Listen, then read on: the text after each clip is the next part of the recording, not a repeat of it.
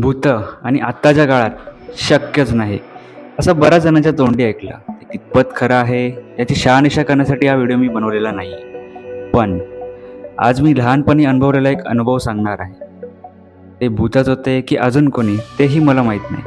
लहान होतो ना मी. पण हा अनुभव माझ्या एकट्याचा नव्हता. तो अनुभव माझ्या आईवडिलांनी माझ्यासोबत घेतला आहे. तर झालं असं, आमच्या कोकणातील घराच्या हॉलच्या छप्पर सिमेंटच्या पत्र्याचे होते. मी नुकताच एक व्लॉग अपलोड केला आहे. त्यात माझं घर आणि कंपाऊंड दाखवलं आहे. त्यात जुन्या पारंपरिक झाड आणि बांबूच्या कुंपणीची जागा आता जांबा दगडाने घेतली आहे.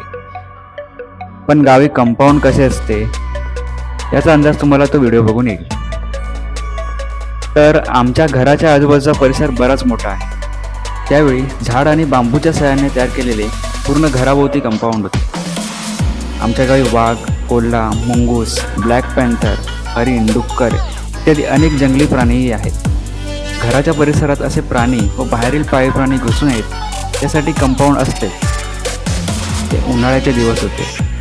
घरावर सिमेंटच्या पत्र्याचे छप्पर असल्यामुळे खूप गरम व्हायचे. पंखाही गरम हवा द्यायचा. म्हणून आम्ही मुख्य दारासमोर अंगणात झोपायचो. आमच्या इथे दारासमोरील अंगणाला खळ असे म्हटले जाते. ते लाल माती प्लेन करून शेणाने सारवलेले असते. दारासमोर कंपाऊंडच्या वर एक छोटीशी पानंद होती. पानंद म्हणजे 2 खाजगी जागांमधून दुसऱ्या वस्तीत जाण्यासाठी ठेवलेली वाट. ज्या दिवशी ही घटना घडली त्या दिवशी आमच्या घरासमोरून ज्या वस्तीत रस्ता जातो तेथील एक वयोवृद्ध व्यक्ती वारली होती. आम्ही रोजच्याप्रमाणे अंगणात झोपलो होतो. मी लहान असल्यामुळे आईवडिलांच्या मदोमद होतो. अचानक मध्यरात्री वडिलांनी घाबरत उठवले, "हे बाबू उठ, घरात चला, उठा." आई आणि मी फुल साखर झोपत होतो.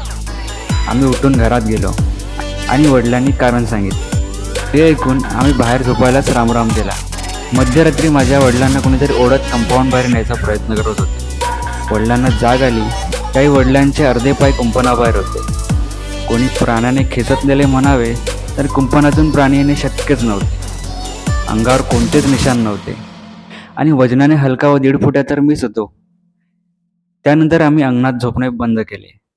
गावात मध्यरात्री कोणी रडत फिरते, गावच्या बस स्टँडवर वारलेल्या व्यक्तींची भूते दिसणे हे आता ऐकून भीती वाटायला लागली.